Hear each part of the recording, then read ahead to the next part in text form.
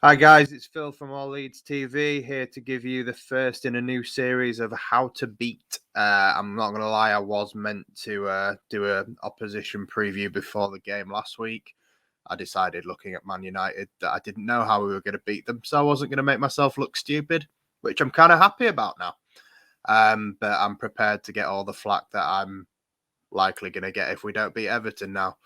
But this is my 5 top tips on how to beat Everton at the weekend. Starting with set pieces. I think, obviously, if anyone's watched the highlights of Everton's first game of the season against Southampton and watched any of Dominic Calvert-Lewin last season, it's fairly obvious. Just limit their set piece opportunities. Don't really give away silly free kicks on the edge of our box. Don't give them the opportunity to whip a ball in and find that guy's head because he's pretty good in the air, isn't he? Not just him, obviously. Richarlison also scored from a set piece situation at the weekend, and they've got a number of players that can whip a good ball in. So I think it's just imperative that we don't give away silly free kicks. And if we are going to give them away, to be honest, central areas is probably safest, not out wide. That obviously feeds into my second point, which would be stop the cross. Not just set piece situations. Luca Digne is really good as a left back. His delivery, obviously, last season saw Gylfi Sigurdsson score against us. That's all I'll say about Gylfi Sigurdsson. But yeah, from the wide areas, just get out to them.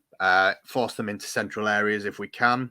See if we can try and push them through the middle. Although that obviously leads into one of our weaknesses.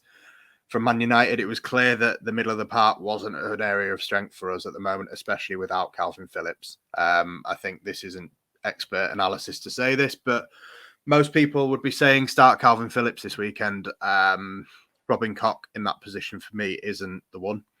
I'm not criticising the bloke as a footballer. I'm sure he's a very good centre half.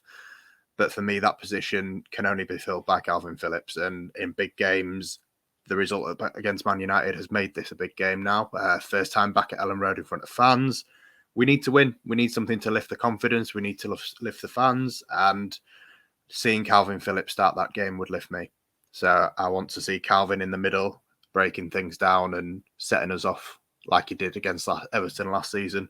Had 2 of his best games last season, I think, against Everton. So if we can go from there, having Calvin helps with the next one. Intense high pressure. We saw against Southampton, Adam Armstrong got his debut goal for the Saints by just basically pressing high with Che Adams, putting Michael Keane under pressure, and then good one-on-one finish with Jordan Pickford. Their centre-backs are there to be got at for me. We press a lot better than Southampton, and we do it for longer. So, Southampton got a little bit of joy. We have the home fans behind us. They didn't. I think if we can press them high and play like we did in the game at Goodison last season and the game at Ellen Road, to be honest, I think both games we played well. I think we have too much for Everton. I think we should win the game. My last one would be shoot on sight.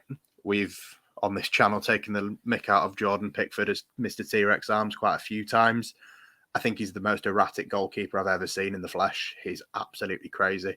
But one of the things that is more promising for us, looking at Rafinha's goal against him last season, looking at general goalkeeping for Pickford when he's in an Everton shirt, not an England shirt, he tends to spill. He tends to parry. He doesn't really seem to catch the ball very often, and he's very susceptible to shots from distance. So if I was Rafinha or Patrick Bamford or Jackie, to be honest, Jack Harrison, any of them, shoot from distance. Stuart Dallas, shoot on sight. Let's pepper him, and I'm fairly confident. I predicted 4-0 in our monthly predictions video. I'm still going 4-0 regardless of the Old Trafford defeat.